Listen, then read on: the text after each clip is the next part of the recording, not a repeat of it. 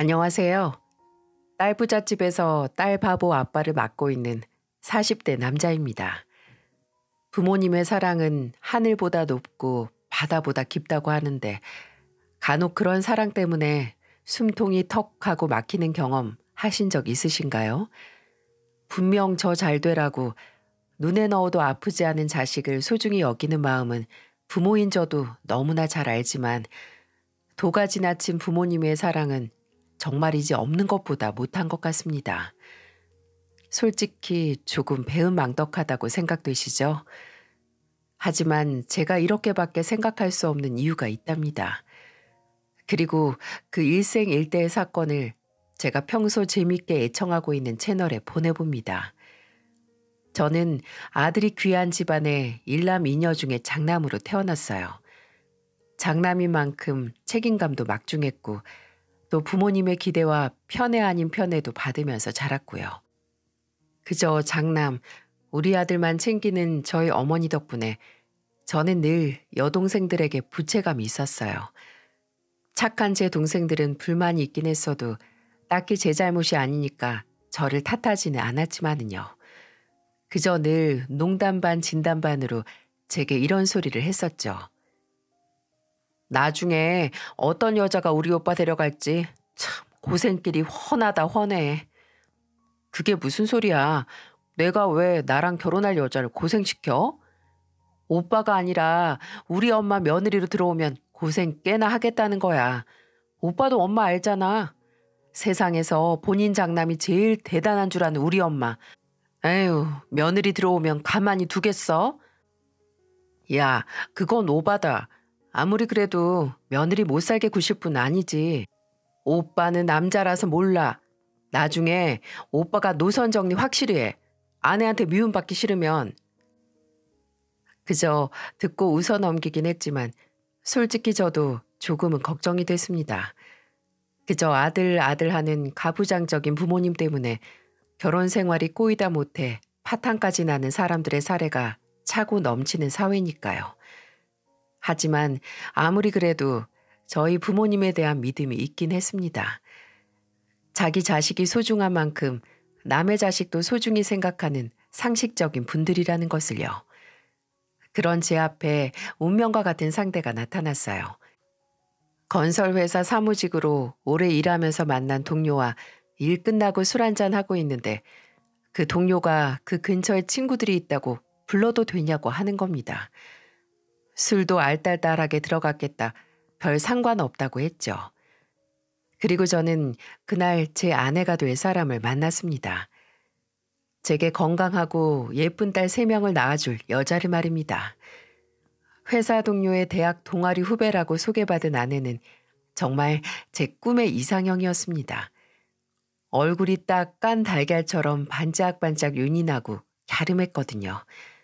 눈썹도 짙고 눈은 아몬드형으로 생겨서 보기 좋았죠.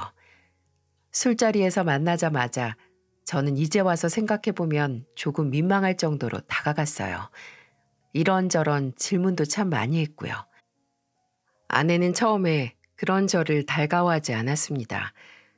솔직히 처음 보는 남자가 그렇게 들이대는데 좋아할 여자가 어디 있겠어요?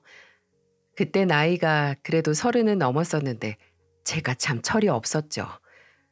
그래도 호기롭게 받아낸 연락처로 그 후에 연락도 많이 했습니다. 그때 저의 일상은 아내에게 아침 인사를 하는 걸로 시작해서 잘 자라는 문자를 보내는 걸로 끝이 났어요. 아내도 적당히 답장을 해주긴 했지만 그저 소극적으로 저를 밀어내는 거였죠. 부담스럽게 굴고 싶진 않았지만 그때 제가 좋아하는 감정을 주체할 수 없었네요. 제가 한 걸음 다가가면 2걸음 멀어지는 아내를 보면서 저 혼자 속도 참 많이 섞였습니다. 그러다 제게 기회가 왔어요. 고진감래라고 계속해서 기다리고 제 마음도 표현을 하니 결실을 맺는 순간이 다가오더라고요. 아내에게는 5살 터울의 여동생이 있었는데 그 여동생이 급작스럽게 교통사고가 났을 때 제가 도움을 줬거든요. 지인 중에 보험사에 다니는 친구가 있어서 작게나마 도움을 줬죠. 솔직히 그렇게 큰 도움도 아닌데 아내는 기댈 수 있는 제게 마음을 열기 시작했습니다. 그리고 어느 정도 가까워졌을 때 아내는 저를 밀어낼 수밖에 없는 이유를 설명해 주더군요. 상혁 씨도 우리 집 알지? 나 아버지 없이 엄마랑 동생하고만 사는 거 형편도 넉넉하지 못하고 우리 엄마 예전에 사고로 하반신 마비셔. 아예 거동도 못해서 나랑 동생이 돌아가면서 돌봐드려야 돼. 평생 어머니 옆에 붙어서 도와드려야 하니까 나랑 동생 다 결혼이나 연애는 아예 생각도 안 하면서 살았어. 지금 회사 다니면서 돈 버는 것도 절반은 다 어머니 앞값이랑 생활비로 들어가고. 상혁 씨 마음은 너무 고마운데 나 만날 만한 상대 아니야. 그러니까 괜히 희망 고문 안 했으면 좋겠어. 상혁 씨 너무 좋은 사람이니까 나 말고 더 좋은 조건의 여자 만나서 편하게 연애해.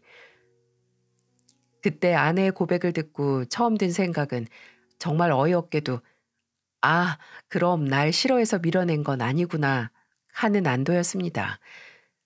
그리고 그동안 고생하면서 살았을 아내에 대한 연민과 안타까움, 또 아내가 치부라고 생각하는 점조차도 사랑할 수 있다는 자신감이 생겼어요.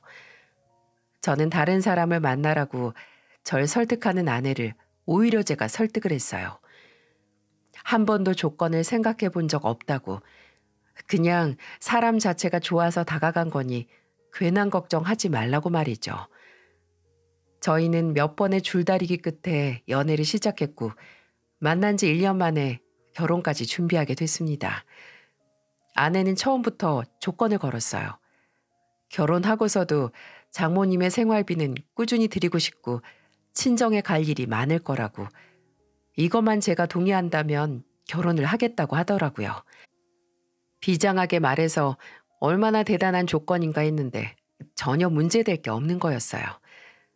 이미 아내의 사정은 다 알고 시작했으니 저도 받아들였습니다.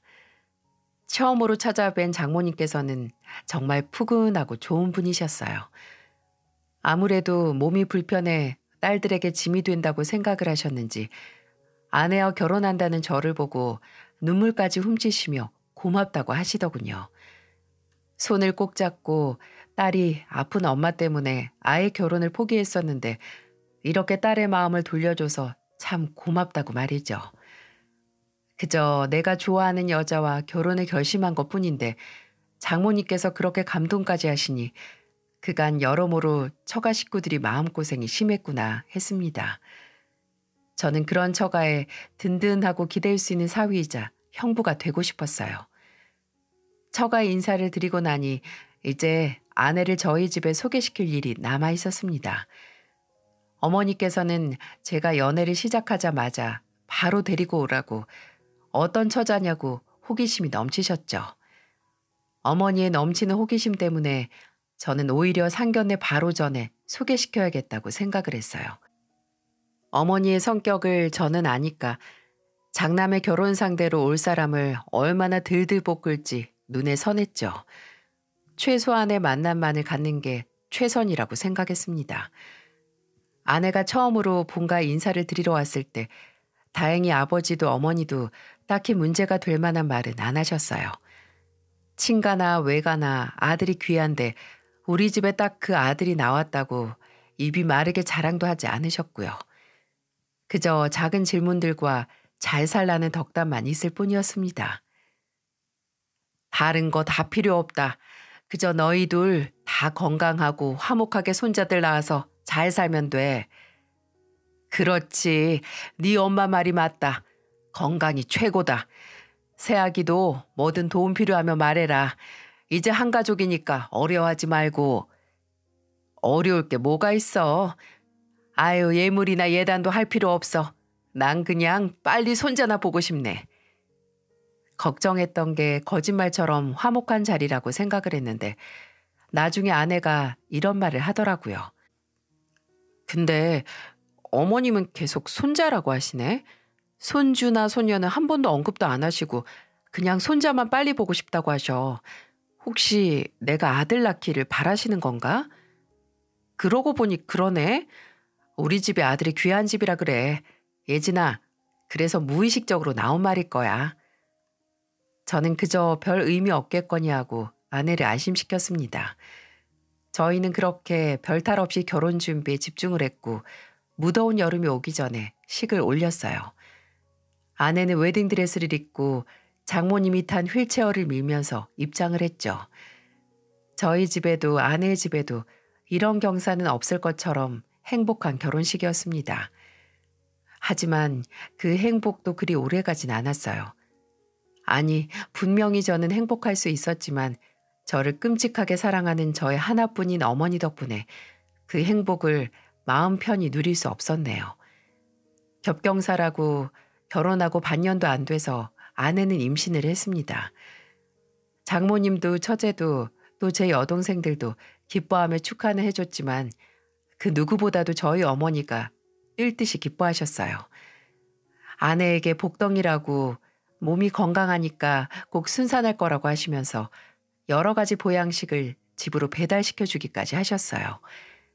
근데 하루는 아내가 퇴근하고 어머니하고 만나서 저녁을 먹고 들어온다고 하더라고요. 고부간에 단란하게 외식도 하고 내가 걱정했던 건 모두 기우였구나. 우리 어머니도 좋은 시어머니시네 했죠.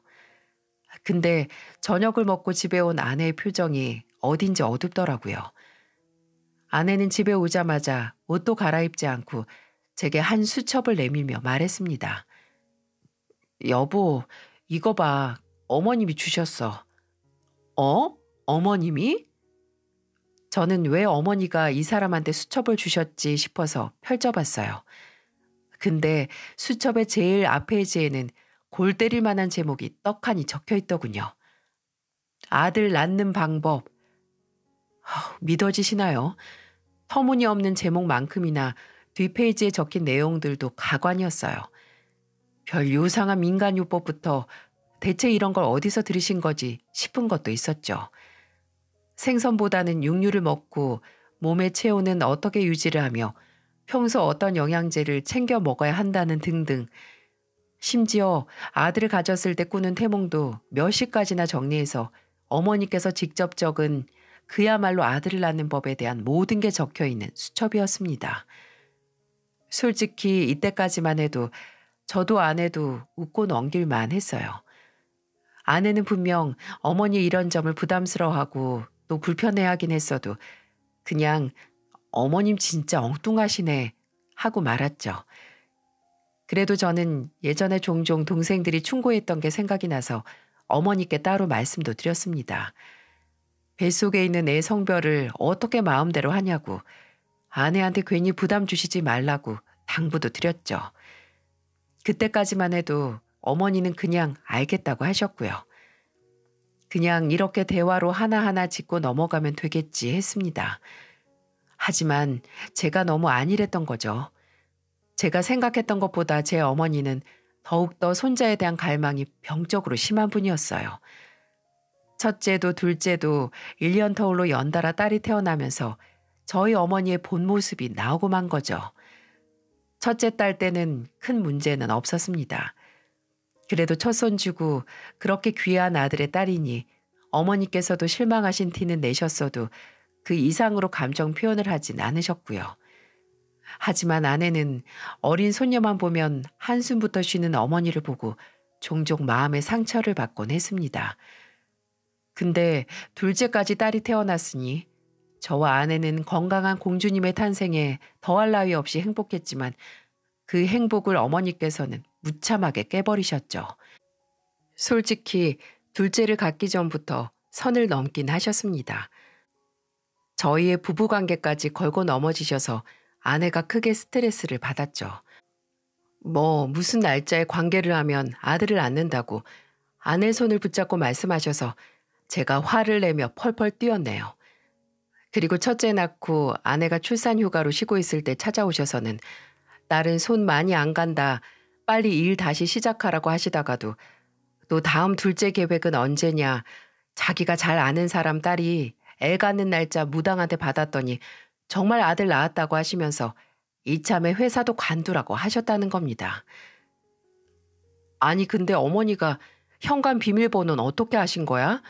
난 알려드린 적 없는데. 우리랑 같이 들어오실 때 뒤에서 보셨나 보지. 요즘에 매일같이 집으로 오셔서 진짜 불편해 나. 그렇다고 오셔서 세연이 봐주시는 것도 아니고 그냥 이거 해라 저거 해라. 이건 왜 지저분하고 왜 안 치우냐고 잔소리만 하시고. 아휴, 미안해. 내가 어머니한테 다시 말씀드릴게. 그리고 집 비밀번호도 바꾸자. 아니야. 당신은 가만히 있어. 왜? 당신 너무 힘들잖아. 나도 어머니가 당신한테 이래라 저래라 하는 거 싫어. 당신이 나서면 내가 더 미움받아요. 아들도 못난 며느리가 어머님하고 아들 사이 틀어지게 만들었다는 소리까지 듣기 싫어. 내가 알아서 해. 당신은 그냥 가만히 있어. 제가 나서려고 해도 아내가 이렇게 절 제지하니 나중엔 마땅히 조치를 취할 수도 없었어요. 둘째가 태어났을 때 아내와 어머니의 사이는 완전히 틀어지게 됐거든요. 어머니는 둘째가 태어나자마자 딸인 걸 알고 당혹스러울 만큼 길길이 날뛰셨어요. 요즘 기술 좋아져서 임신 초기에 다 애들 성별도 알 수 있다는데 왜 그걸 안 해서 또 기집애 낳았어? 아니, 그럼 뱃속에 딸인지 아들인지 안 다음에는 뭐가 달라져요? 저랑 이 사람은 애 성별은 상관없으니까 그렇죠. 아유, 못 살아. 아이고, 답답해. 이제는 노골적으로 딸을 낳았다는 걸 책망하는 어머니의 모습에 기함을 했습니다.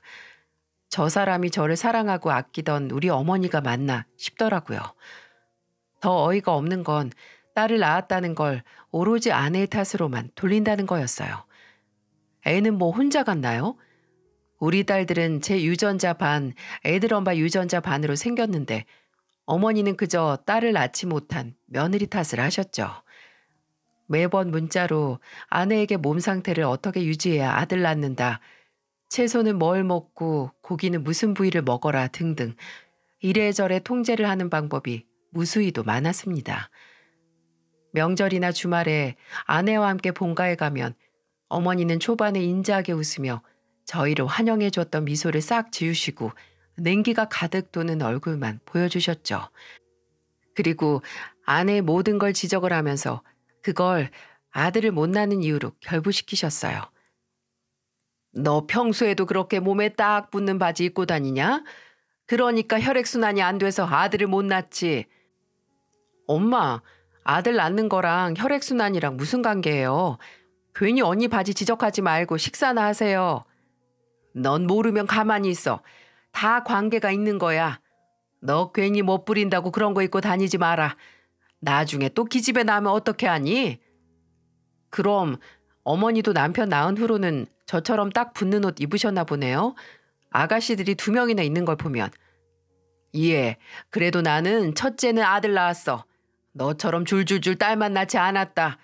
뭣도 모르면서 그저 안 입고 깨 듣기만 하지. 아휴, 어머니. 여기서 제일 뭘 모르는 건 어머니세요. 세상이 어떤 세상인데 아들 없다고 며느리를 타박해요? 그리고 제가 아들로 태어난 게 무슨 어머니나 아버지가 대단해서도 아니잖아요. 다 확률이에요, 확률. 이후에도 어머니의 손자 타령은 계속됐습니다. 괜히 아내에게 시비를 거는 것도 끝나지 않았고요. 하루는 주말에 약속 때문에 나갔다가 집에 들어가니까 아내가 그러더군요. 아까 낮에 어머니 왔다 가셨어. 갑자기? 또 와서 속 긁다가 가셨어? 말이라고. 와서 기집애들만 드글드글한 집이라서 집에 음기가 강하다고. 원래 해 잘 드는 남쪽 집인데 어둡다고 하시는 거야. 미치겠다 진짜. 그래서 뭐라고 했어? 어머님이 괜히 찾아오셔서 집에 음기가 더 높아졌다고 했지. 어머니도 여자면서 왜 그렇게 여자를 미워하는지 모르겠어. 저는 아내에게 미안했습니다. 아들만 찾는 저희 어머니 때문에 괜히 미움받는 저희 딸들에게도 미안했고요. 아내는 제가 뭐라 나서려고 할 때마다 그저 말리기만 했지만 저는 더 이상 두고 볼 수만은 없었어요. 딸들은 아예 본가에 데려가지도 않았고요. 본가에 갈 일이 있으면 처제에게 맡기거나 사람을 불렀죠. 아내에게도 가족 행사처럼 꼭 가야 할 일이 아니면 가지 말자고 말했습니다. 미운 티 팍팍 내는 어머니에게 효도가 아니라 도리만 하자고 했어요. 아내는 괜히 본인 때문에 모자 관계가 틀어졌다고 생각을 했지만 저도 제 아내고 제 딸들이 고통을 받으니 가만히 있을 수 없잖아요. 아버지도 동생들도 아내와 잘 지내고 제 딸들을 보면 귀여워서 어쩔 줄 모르던데 왜 어머니만. 어머니에게 아들은 또 다른 자존심이고 며느리는 집안에서 최하위의 자리에서 벗어날 수 있는 신분 상승의 길이라더니 저희 어머니도 그런 고루한 잔재를 철석같이 믿는 사람이었던 거죠. 그렇게 아주 신락 같은 관계를 유지만 해오던 어느 날 저희 집에 드디어 경사가 찾아왔습니다. 그리고 그 경사는 또 다른 지옥의 시작이 되기도 했고요. 아내가 셋째를 임신하게 된 겁니다. 세 번째 출산이라서 아내는 고심 끝에 회사를 그만뒀고 아예 집에서 출산 준비를 하기로 했어요. 이제 애가 셋이니 아예 집에서 애들을 돌보기로 한 거죠. 저는 그저 아내도 뱃속의 아이고 건강만 하면 뭐든 좋다고 생각을 했지만 다른 걱정거리가 생겼어요. 바로 아내 임신 소식을 어머니에게 알리느냐 마냐 이것이었죠. 아내는 그냥 바로 알리자 어차피 알게 될 텐데 미뤄서 뭐하냐 했지만 저는 최대한 미루고 싶었어요. 근데 동생 중 하나가 본인도 모르게 아내 임신 사실을 그만 어머니에게 전하고 말았어요. 어머니는 득달같이 제게 연락해서 말을 하셨죠. 이번엔 무조건 애 성별부터 알아봐라. 내가 2번은 못 당하지. 지금 뭐 5개월이라고? 그럼 충분히 알 수 있다더라. 아니 당장 내일 내가 병원 데리고 갈 테니까 아들인지 딸인지 먼저 좀 알자. 아니 어머니 그걸 알아서 뭐 하시려고요? 뭐 어쩌시게요? 딸이면 지우라고 하실 거예요? 어머니는 아무 말도 안 하시더군요. 와 진짜 또 딸이라고 하면 지우라고 하시는 거 아니야? 아니 아무리 손자의 눈이 멀었어도 설마 생긴 애를 지우라고 하겠어? 이런 양가 감정이 들었습니다. 아내는 임신 기간 내내 시달리기 싫다고 혼자 병원에 가서 성별을 알아왔어요.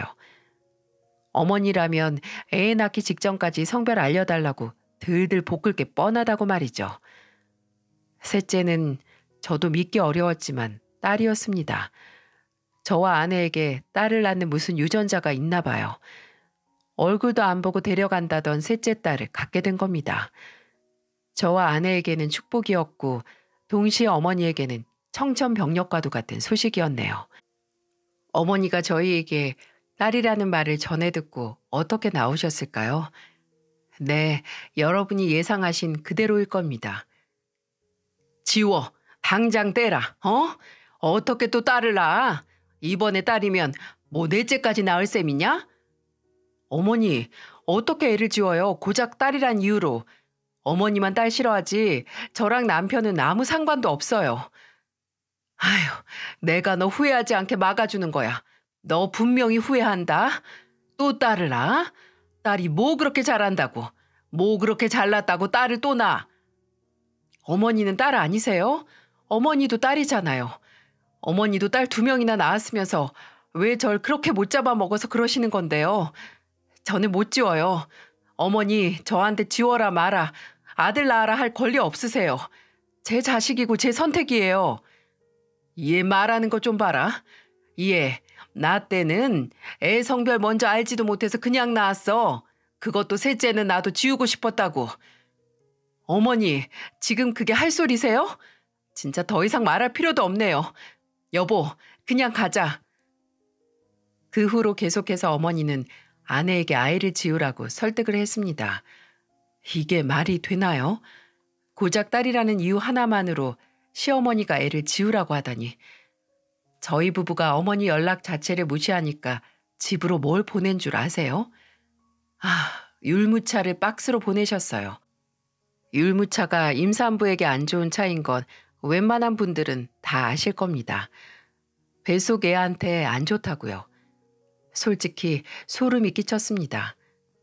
아내는 그 자리에서 율무차 박스를 갈기갈기 찢고 찌그러뜨렸고 저는 그 모습 그대로 본가로 반송시켰어요.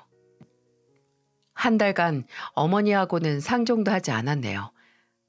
나중에는 그나마 어머니가 포기를 하시긴 했어도 저와 아내 마음은 질릴 대로 질려 있었죠.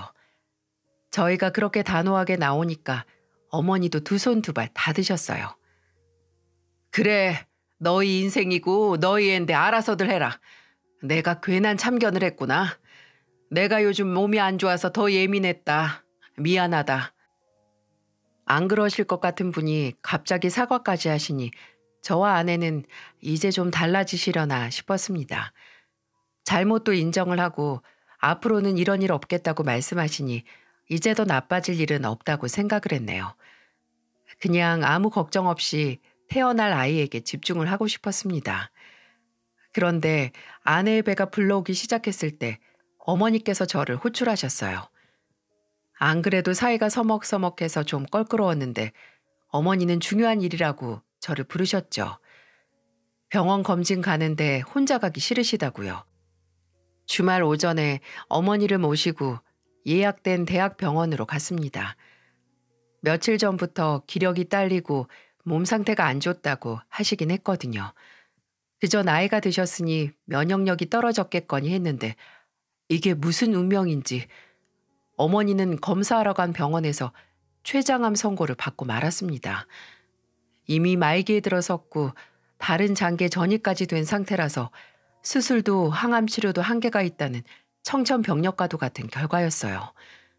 어머니는 그대로 주저앉으셨고 저는 그 자리에서 의사를 붙잡고 말했습니다. 어떤 방법도 없는 거냐고요.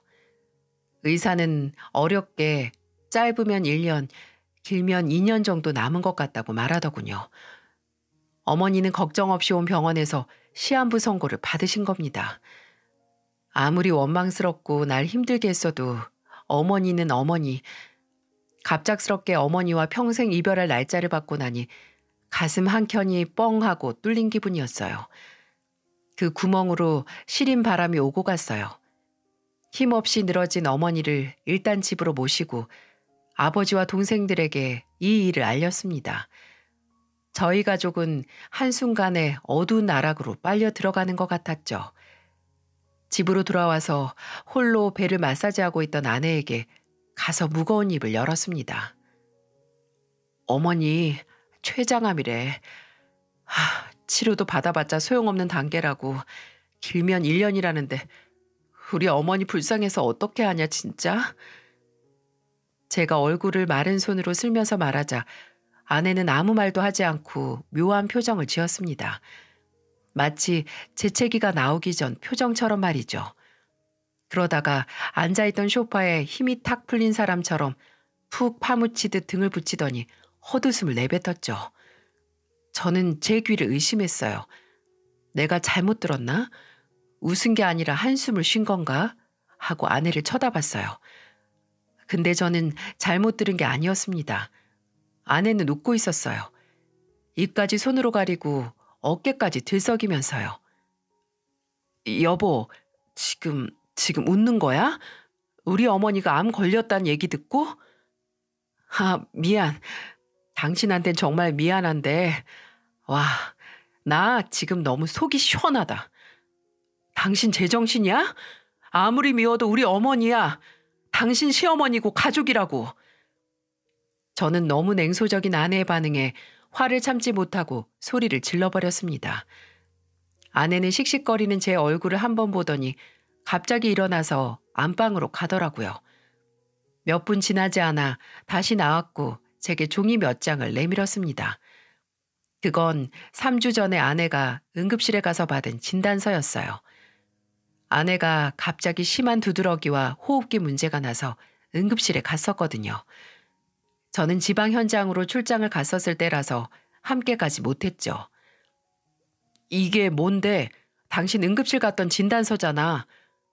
내가 왜 응급실 갔는지 말은 안 했지? 그냥 호르몬 때문에 알러지 반응이 일어난 거라고만 했고.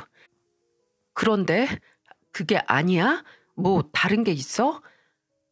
당신 3일 동안 출장 가 있는 동안 당신 어머니가 나한테 끔찍한 선물을 보냈었어. 뭐? 내가 무슨 알러지 있는지 알지?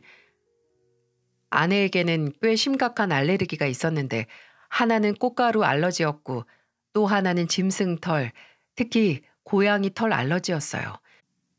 둘 다 혈액 검사에서 극상이 나올 정도로 상당히 심해서 얼굴이 붓고 눈이 충혈되는 것뿐만 아니라 몸에 두드러기도 심하게 나고 잘못하면 호흡기에 문제가 와서 숨 쉬는 게 힘들어지기도 하죠. 기도가 부어 생명의 위협까지 올 정도입니다. 쇼크사가 제일 위험하고요.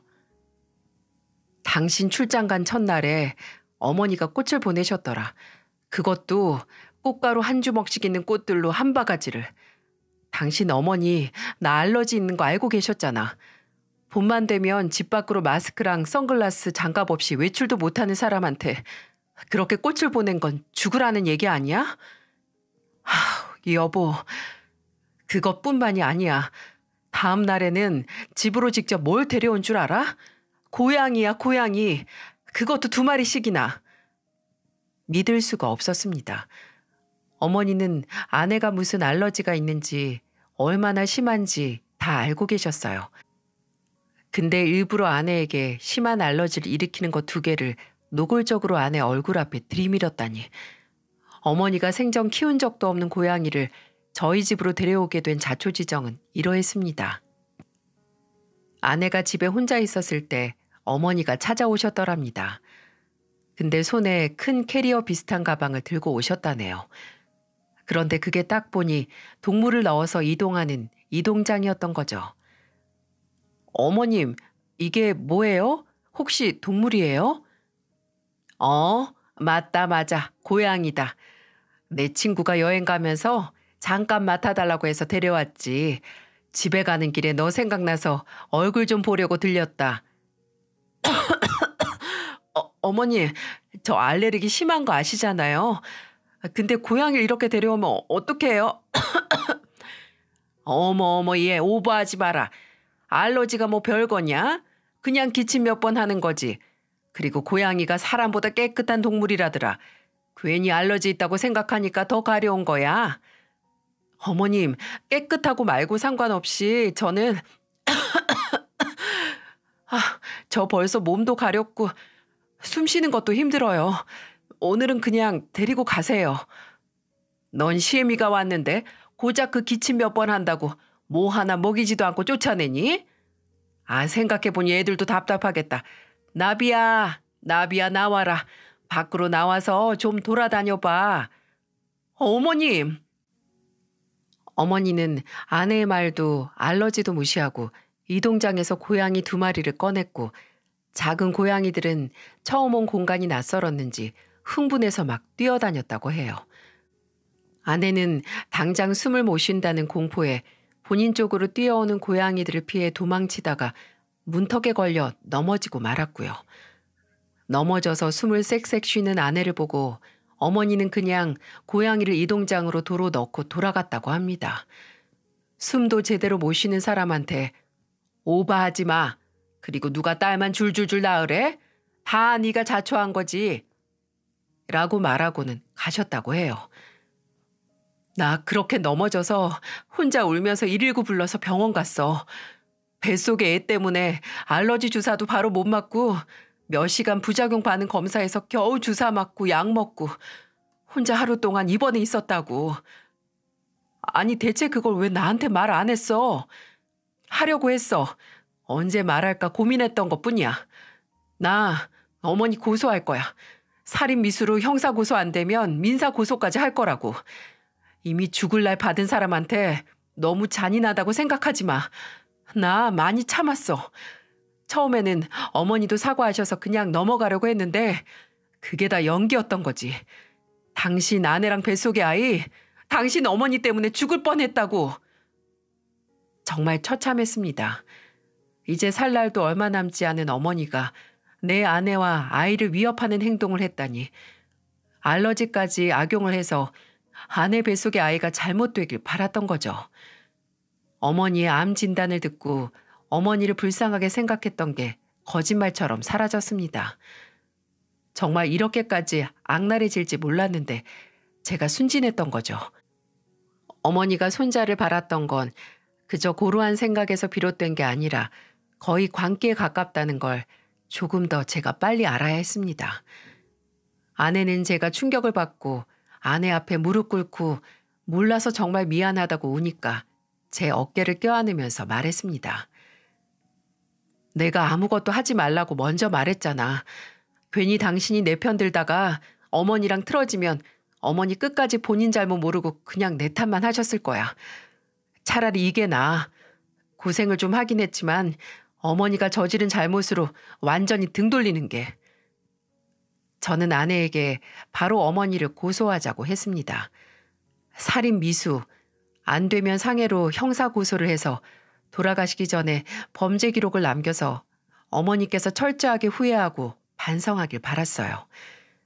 다음 날 바로 변호사와 상담을 했고 아내는 더 놀라운 증거도 내밀더군요. 몇 달 동안 어머니가 협박 비슷한 문자도 계속 보냈다고 하더라고요. 너 기집애 나오면 내가 찾아가서 후회하게 만들어주겠다. 네 애 잘 때 뒤집어 놓을 거라고 소름 끼치게 끔찍한 문자를 보낸 걸 아내가 간직하고 있었죠. 변호사는 협박죄나 고의를 기반의 살인미수로 고소는 어려울지 몰라도 상해로 고소는 해볼 만하다고 하더라고요. 그렇게 저와 아내는 어머니를 상대로 고소장을 작성했습니다. 며칠 후에 어머니께서 득달같이 찾아오셨더라고요. 고소장과 법원 출두 명령을 받으신 거죠. 저는 현관문도 다 열지 않고 어머니를 맞이했어요. 집 안으로 들어오시는 걸 막아서서 싸늘하게 말했습니다. 여기서 말씀하세요. 지금 그 사람 안에서 쉬고 있어요. 어머니 얼굴 보기 싫대요. 뭐? 지가 건방지게 누구 얼굴을 보기 싫다고 해? 너도 마찬가지야. 고작 이런 일로 애미를 고소해? 네가 제정신이냐? 네가 내 아들 맞아? 저도 차라리 제가 어머니 아들이 아니었으면 좋겠네요. 뭐라고? 여기서 제정신 아닌 거 어머님밖에 없어요. 어떻게 며느리한테, 어머니 손녀 임신한 며느리한테 그런 짓을 해요? 진짜 손자한테 두 눈이 머셨어요? 내가 나조차고 이래?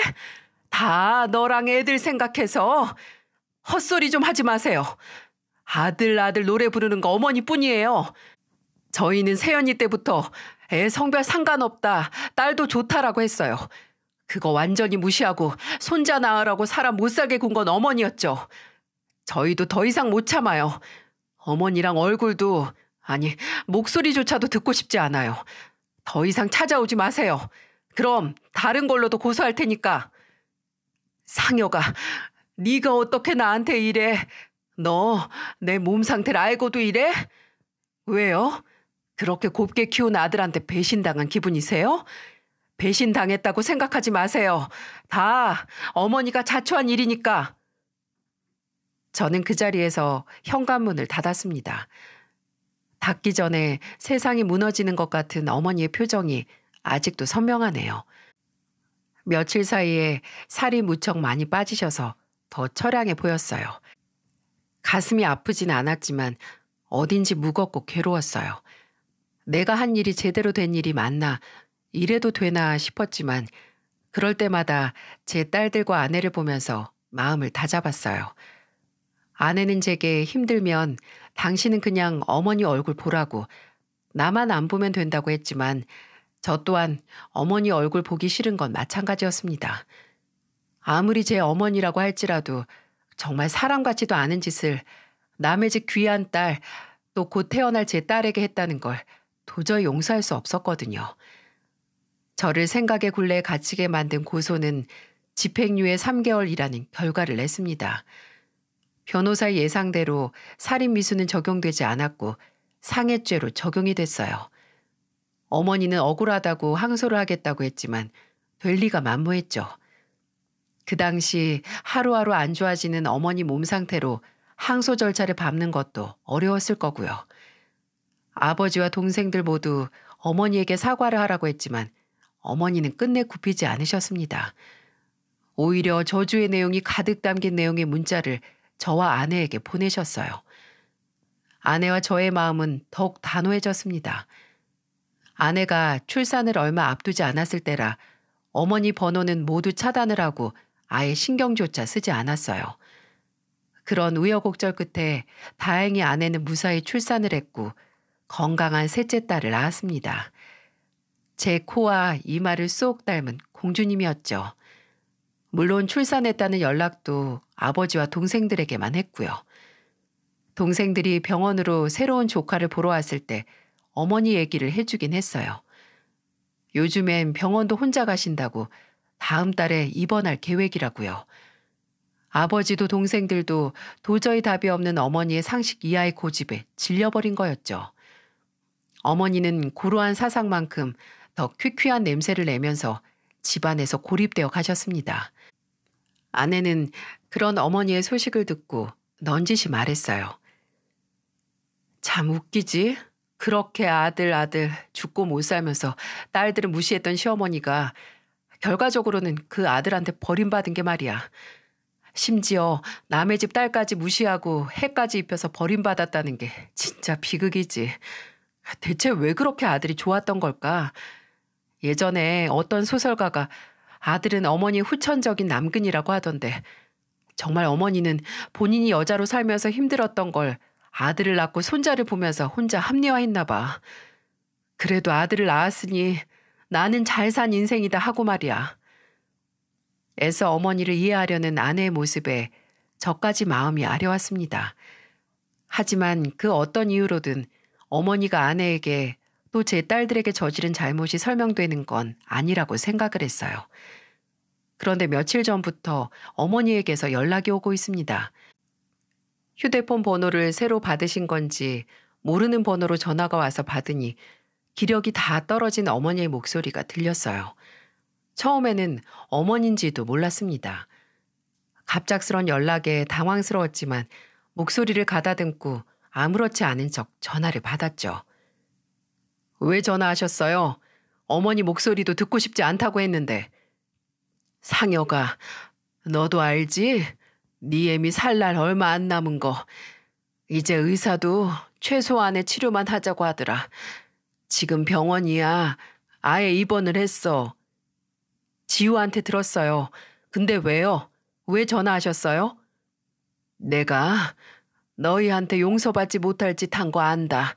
나도 알아. 나도 내가 그때 왜 그랬는지 모르겠어. 아들 하나 낳은 게 나한테는 유일한 자랑이어서 그랬는지 모르겠지만 이제는 안다. 내가 잘못한 거. 죽기 전에 빨간 줄까지 생기니 정신이 확 차려지더라. 이제 와서 후회하고 사과하셔도 저희 마음 안 바뀌어요. 어머니도 사람 하나 잘못되게 하려고 했을 때 예상하셨을 거 아니에요. 내가 잘못했다. 내가 못나서 그래. 상여가 어떻게 안 되겠니? 너 정말 네 애미가 눈 감을 때까지 얼굴도 안 보여줄 거야? 너도 예진이도 내 손녀딸들도. 이제 와서 손녀딸들 얼굴이 보고 싶으세요? 제 딸들 여자란 이유로 못마땅하게 생각하는 사람 마주하게 하고 싶지 않아요. 몸조리 잘하세요. 그렇게 전화를 끊어버렸습니다. 그 후로도 어머니는 포기하지 않으셨어요. 아내에게도 연락을 해서 한바탕 아내의 속을 복잡하게 만드셨죠. 아내는 딱히 별다른 말은 없었지만 아직 용서할 준비가 안 된 것 같았어요. 저도 그런 아내의 마음을 충분히 이해했고 공감을 했죠. 아무리 앞으로 어머니 얼굴을 볼 날이 얼마 남지 않았다고 하긴 해도 사람 마음이 손바닥 뒤집는 것처럼 바로 뒤집어지지 않더라고요. 제가 못 나서겠죠. 앞으로 상황이 어떻게 달라질지 모르겠지만 일단 저와 아내는 서로와 아이들에게 집중을 하고 싶습니다. 괜히 과거의 괴로움을 마주하면서 고민하고 싶지 않네요.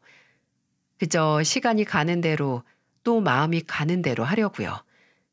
아내가 먼저 나서준다면 아내의 뜻대로 하는 게 맞다고 생각을 합니다. 여기서 최대의 피해자는 바로 아내니까요. 아직도 흉터처럼 남아있는 두드러기 자국을 보면 너무 미안합니다. 장모님에게는 절대 따님을 고생시키지 않겠다고 했는데 그 약속을 지키지 못했으니까요. 아직도 세상에는 고루하다 못해 남루한 사상이 여기저기 즐비하고 있습니다. 그것 때문에 피해를 보고 있는 사람들도 너무나 많고요. 그리고 그 가해자들 중 하나가 저의 부모님, 저를 사랑하는 어머니라는 걸 인정하는 게 정말 괴로웠습니다. 내가 누려오고 당연시했던 특권과 받았던 사랑이 누군가의 희생과 눈물을 발판으로 했다는 것도 너무 고통스러웠고요. 앞으로 제 사랑하는 딸들이 커가는 세상에서는 저희 어머니 같은 사람을 마주하지 않았으면 좋겠습니다. 그리고 작은 바람이 하나 있다면 어머니가 돌아가시기 전에 제 마음속에 남아서 저를 괴롭게 하는 앙금이 조금이나마 사라졌으면 합니다. 어머니를 위해서도 그렇고 또 저 자신을 위해서도 그렇고요. 부디 저와 같은 채널의 애청자님들께서는 저 같은 고통은 받지 않으시길 바랍니다. 또 저희 어머니 같은 선택으로 소중한 사람을 송두리째 잃는 일도 없었으면 합니다. 들어주셔서 감사합니다. 모두들 행복하세요.